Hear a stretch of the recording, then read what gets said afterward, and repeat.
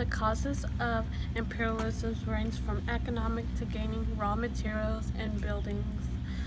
Many European countries plan to imperialize land to gain control of anything from wood to stone to gold and iron.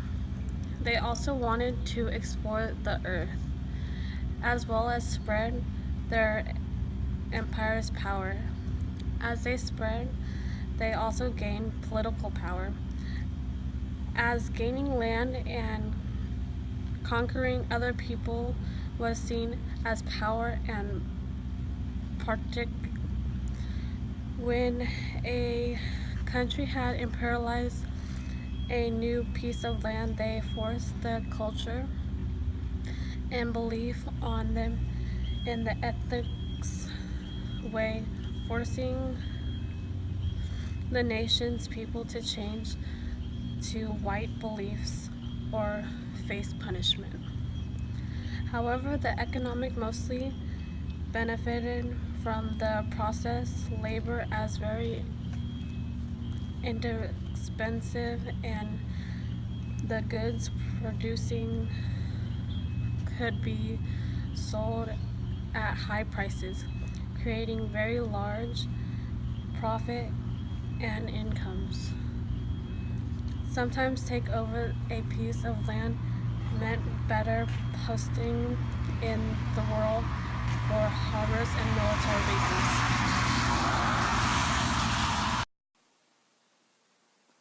Over the many years of imperialism, about 45, there have been many critics of the process. It is either defended as the white man's burden or accused of being abusive and unjust toward native civilizations. During the time of imperialism, the European people thought it was their duty to educate and bring quote-unquote lesser peoples to the height of civilization and described it as their labor or burden. However, both during and after the times of imperialism, many saw it as a way for nations to just self-indulge by gaining land power and acquiring resources to be traded and sold. Oftentimes, instead of educating the native peoples of whatever land the nation conquers, there would be oppression, murder, starvation, and abuse against the population. There were forced migrations, and when an attempt was made at rebellion in China, it was quickly shut down and people were killed and terrified into submission.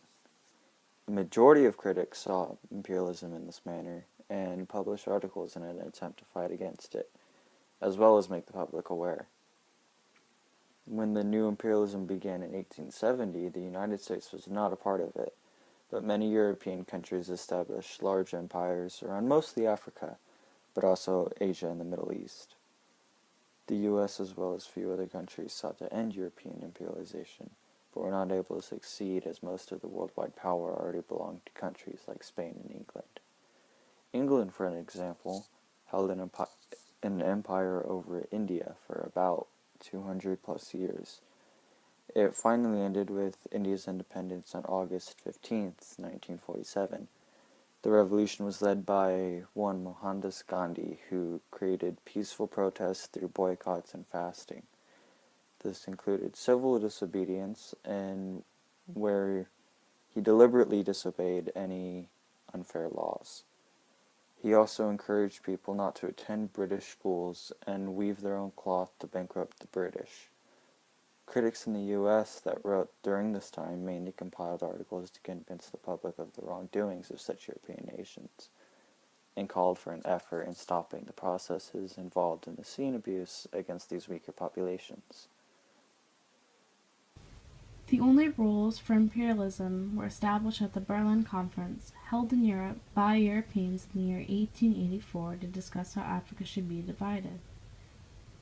No representatives for Africa were present at this meeting. This resulted in a rule stating European powers could not claim a territory unless they had set up a government office there.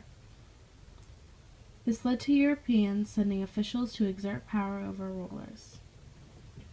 Leading to the rush of colonization in Africa, this one rule they followed led to slavery, civil war, loss of unique culture, and inhuman conditions for the natives of Africa. Only Ethiopia and Liberia remained free of European invasion.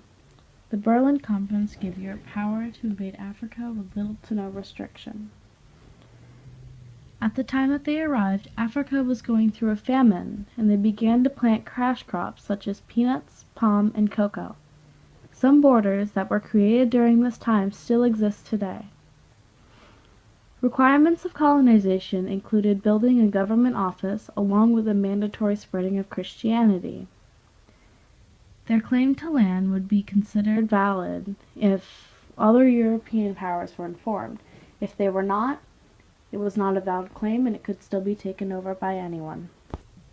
Any rulers from the indigenous areas that were claimed had to sign an X, stating that they agreed to accept protection from European nations.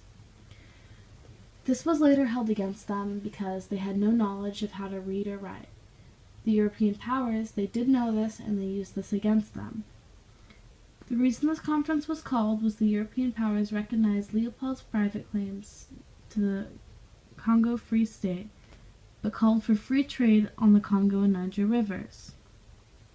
In turn, they decided it was okay for him to have this land as long as it was used specifically and only for trade in the nations of Europe.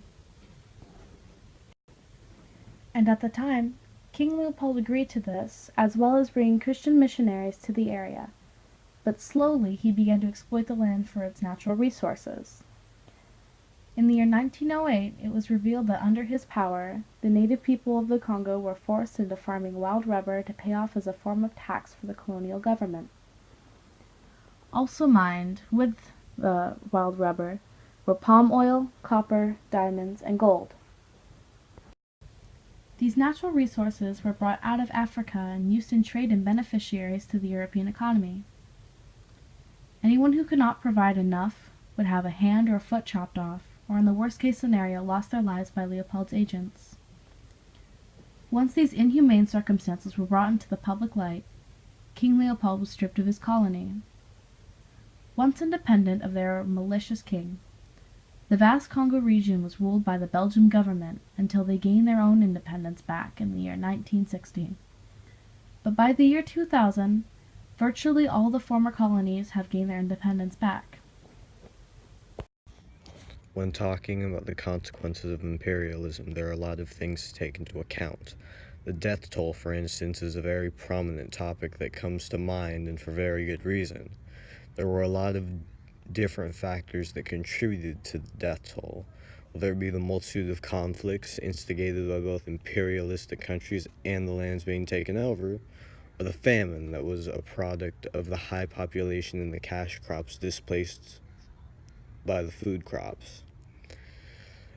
It is easy to see that the death toll was catastrophic, especially when you consider that these are only two contributing factors. Now, aside from the death toll, another consequence of imperialism that still affects us to this day would be deforestation. Due to the increased population, the demand for many products rose exponentially, and in turn increased the demand for the raw materials necessary for producing these products, and keeping production on par with high demand. In an effort to meet these demands, a lot of countries established lumber industries with very minimal regulation, and this minimal regulation resulted in the exploitation of natural resources we know as deforestation.